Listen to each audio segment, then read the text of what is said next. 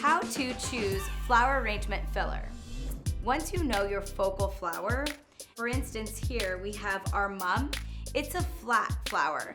You're gonna want something that has more of a texture, more height, and also maybe some movement, because the mum is so dense it doesn't have a lot of movement to it. So that's why when we look at this arrangement itself, we have a leafy hardy green. We have some filler that has some movement to it. It's really cute when it moves. And then we also have another leaf that creates more of a texture. It's a lighter in color, so it really plays on the white and the greens. And you notice they're all different colors of greens. It really creates that depth of the arrangement. Are you looking for more product advice and wisdom from me? Or me? Or me? Hit that subscribe button or head over to thedesirecompany.com for more classes, how-tos, and reviews.